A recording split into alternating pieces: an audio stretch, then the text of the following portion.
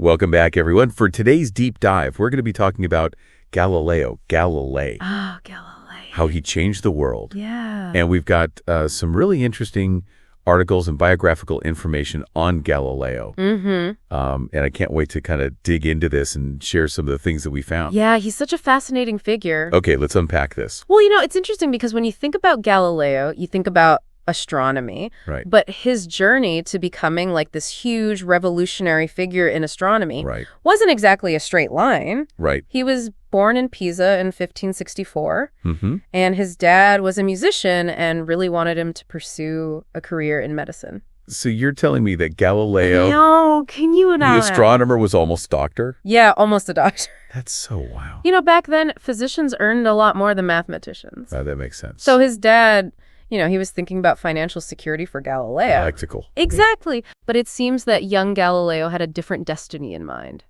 So did he hate med school? Well, the story goes that he kind of stumbled into a geometry lecture. Oh, wow. And that's when everything changed for him. Really? It was like a light bulb went off. He was totally captivated by the beauty and the logic of geometry. Interesting. And he ended up switching his focus to mathematics and natural philosophy.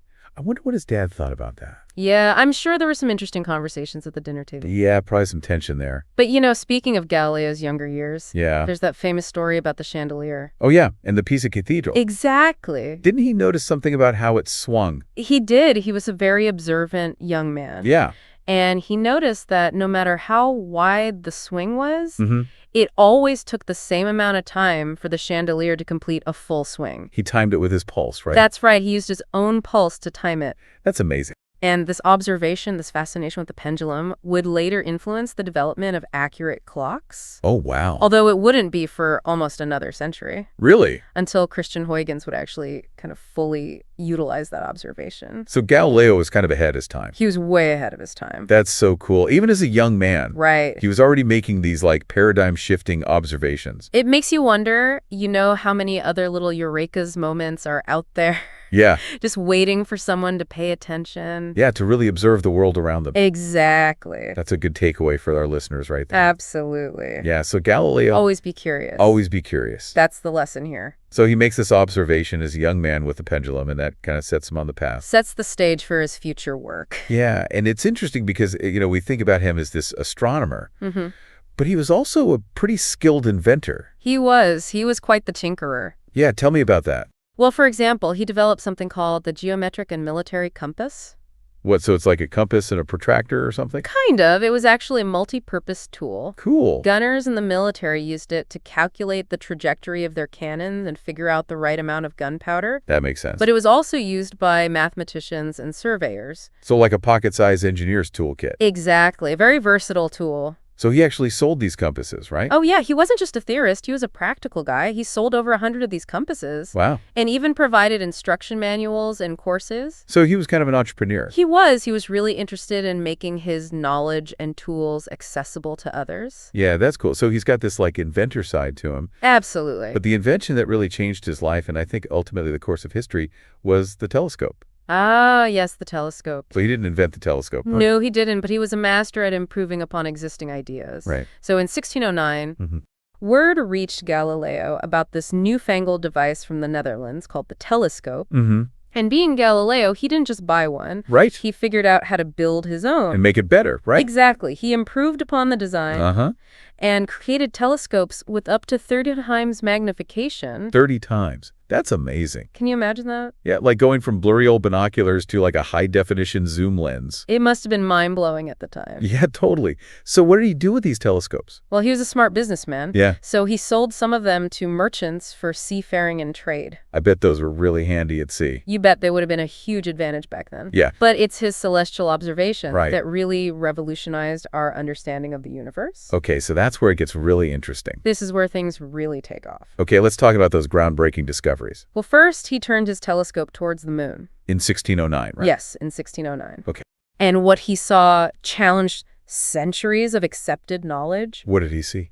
He didn't see a perfect, smooth celestial sphere like everyone believed. Right. He saw mountains, craters, and an uneven surface. So he sees this imperfect moon. Right. And that kind of throws a wrench in the whole idea of the heavens being this like... Perfect and unchanging realm. Right, like everything up there is supposed to be perfect. Exactly. And here he's showing them that the moon is a lot like Earth, imperfect and dynamic. And so he sees and he's like, huh, that's interesting. Well, he doesn't just stop there. He's a meticulous scientist. Yeah. He starts creating detailed topographical maps of the moon's surface. Wow. He's sketching out the craters, the mountains. Those must have been pretty controversial. They were very controversial. Yeah. Because they directly contradicted the prevailing Aristotelian view at the time, which dominated scientific thought, and even Dante's poetic description of the moon as an eternal pearl. So he's going up against, like, the giants of intellectual thought. He's challenging the established worldview. Yeah. But the moon was just the beginning. Oh, I bet. Yeah.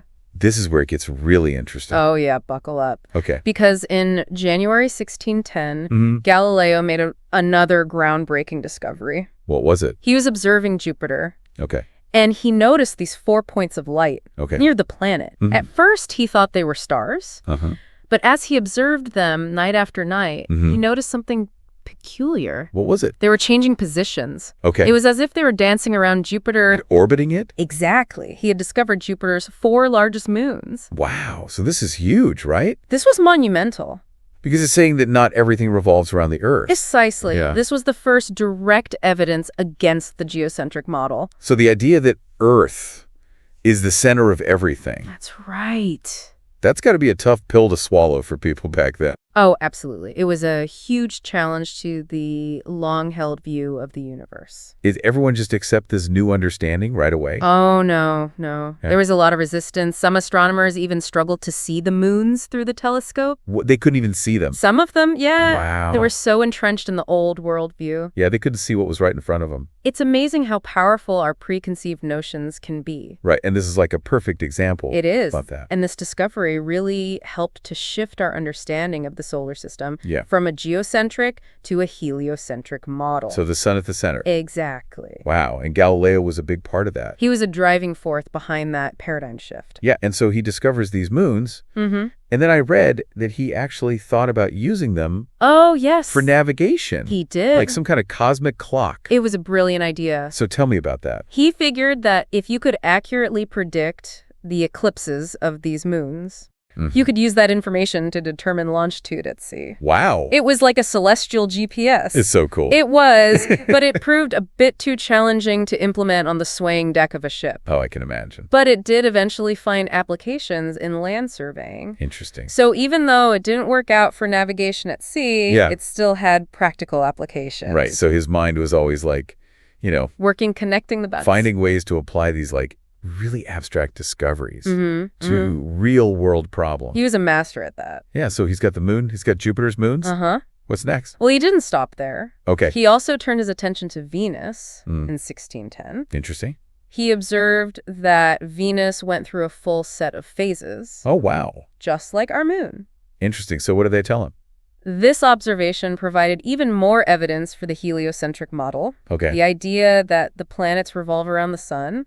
You see, the prevailing geocentric model could only account for Venus appearing as a crescent, or a new moon. Okay. It couldn't explain why we sometimes see Venus as nearly full, which makes perfect sense if Venus is orbiting the sun. Right. Sometimes closer to Earth, sometimes farther away.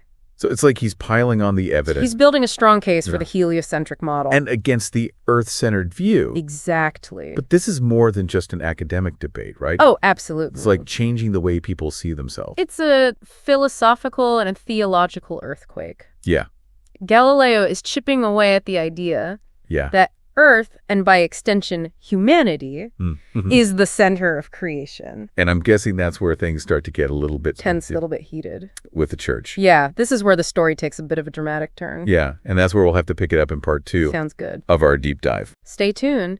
So as we were saying, Galileo's observations were starting to really challenge the church's view of the universe. Yeah, because it wasn't just like a scientific debate. Right, it was much bigger than that. It was like a direct challenge to their whole interpretation of Scripture. Exactly. Certain biblical passages were interpreted as supporting a geocentric view. Right. So the earth is fixed and unmoving at the center of creation. Right. And so Galileo's work Yeah. It wasn't just scientifically controversial, Hmm. but also theologically dangerous.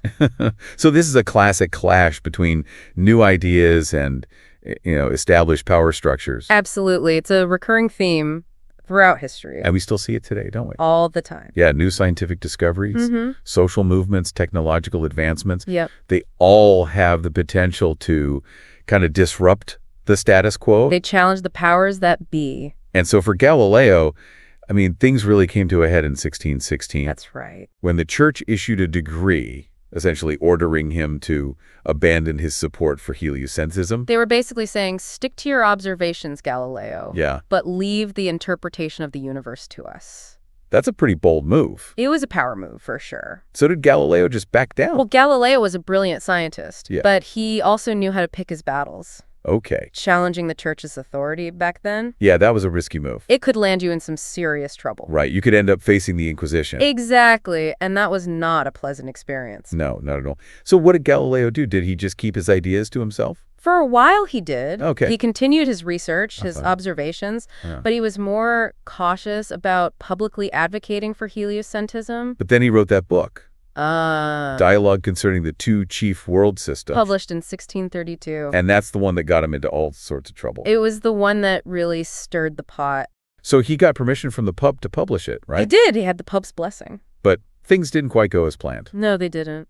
So tell me about this book. Well, the book presented a dialogue between three characters. Okay. One representing the Copernican view, Uh-huh. one representing the Aristotelian view, Okay. and one acting as a neutral observer. Right. Trying to be objective. Right. The character representing the Aristotelian view, Yeah. named Simplicio, Okay. often came across as, well, a bit simple-minded. Oh, so it's like he was subtly mocking the geocentric view, Some people interpret it that way. which is basically the church's position. Right. And whether it was intentional or not, Yeah. it certainly ruffled some feathers. I can imagine. So what happened next? Well, despite the Pope's initial permission, Uh-huh. the book was seen as advocating for the Copernican theory. Right. And this led to the infamous trial of Galileo in 1633. So this is the trial that everybody knows about. The one where he's forced to recant his beliefs. But before we get to that, tell me, what was the trial like? Well, imagine a dimly lit room Okay. filled with stern-faced inquisitors, Oh, yeah. their robes casting long shadows in the flickering candlelight. Sounds intense. Galileo, now an old man, stands before them, accused of heresy. Wow. It must have been an incredibly intimidating experience. Well, he's there facing the full force of the church. It was a high-stakes situation. Yeah, did he put up a fight? He tried to defend his work, Yeah. but the church was determined to make an example of him. Right. They found him guilty of vehement suspicion of heresy, Wow. and they gave him a choice. Recant or face imprisonment. Exactly. So under duress, he recants his belief that the earth moves around the sun. That's right. But there's that famous story Oh, yeah. that as he was leaving the courtroom, he muttered under his breath. And yet it moves. It's a great story. It is. Captures that spirit of defiance Yeah. in the face of overwhelming authority. Do you think it's true? Well, there's no historical evidence to support it, but it speaks volumes about how Galileo's ideas Yeah. continued to resonate even after his condemnation. It's like even though he was forced to recant, Mm-hmm. the truth still had a way of, Coming out. yeah, And while Galileo was sentenced to house arrest, for the rest of his life. that's right, And his books were banned, they tried to silence him. but his ideas couldn't be contained No, they spread throughout Europe, and influenced other scientists like Johannes Kepler and Isaac Newton, who would go on to solidify the heliocentric model. and really changed the world. It's ironic, isn't it? It is. They tried to silence him, Yeah. but in the end, his ideas spread even further. It's like the Streisand effect. The more you try to suppress The something, more attention it gets. yeah, in Galileo's case, that attention helped to spark a scientific revolution. That would forever change our understanding of the world. So even though he was forced to recant his views, his work ultimately helped to break the grip of dogma. And pave the way for a more empirical Evidence-based approach. to understanding the universe. He also made significant contributions to physics, right? Oh, absolutely. Like his study of motion. He challenged Aristotle's long-held beliefs Right. about falling objects. Didn't he like drop balls of different weights from the Leaning Tower of Pisa? Well, that's probably a myth. Oh. But he did conduct meticulous experiments using inclined planes to Yeah. study motion and gravity. Right. And these experiments helped him formulate the laws of falling bodies. So even though he didn't actually drop things from the Leaning Tower of Pisa, Right. his work on motion and gravity was still groundbreaking. It was revolutionary. Yeah, and he also did work with pendulums Yes. and inertia and projectile motion. He even developed a rudimentary thermometer. Wow, so he was like a true Renaissance man. He was a polymath. Yeah, it's amazing to think about how much he accomplished. In such a short lifespan. Yeah, and with the limited technology that he had. It's truly remarkable. And he did it all while facing opposition. And scrutiny. Yeah, it took a lot of courage. To challenge the prevailing worldview. Knowing the risks. He was a true pioneer. Yeah, and while his story had its setbacks. It did. And challenges, his unwavering pursuit of truth. And his dedication to scientific inquiry. Ultimately changed the course of history. He left an indelible mark on the world. But I'm sure there's even more to his story. Oh, there's so much. And his legacy. That we can explore. And that's what we'll do in the final part. Sounds good. Of our deep dive into the life and legacy of Galileo Galilei. So we've talked about all these amazing discoveries Galileo made. And his struggles with the church and his impact on physics and astronomy. Right. But I feel like there's more to his legacy than just, a list of scientific achievements. No, absolutely. It's like he changed the way we think about the world. He did. How did he do that? Well, before Galileo, a lot of scientific thought relied heavily on the ideas of ancient philosophers like Aristotle. Right. People just accepted those ideas as truth. Yeah. They didn't really question them or say them. But Galileo came along and said, hold on a minute. Yeah. Let's actually observe the world. Right. Like, don't just take someone else's word for it. Exactly. Go out there and experiment. Measure things. Use math. That's right. So he was advocating for a more empirical approach. He was. Where evidence and reason were more important than dogma and tradition. Exactly. And that's basically the foundation of the scientific method. As we know it today. And it's incredible to think how much of our modern world is built on that foundation. Yeah, like smartphones, airplanes, medicine. All of it. It all stems from this idea that we can understand the world. Through observation and experimentation. And Galileo was a huge part of that. A true pioneer. And I'm also struck by his perseverance. Oh, yeah. I mean, he faced so much opposition. From the church? Yeah, he was put on trial. He spent the end of his life under house arrest. But he never gave up.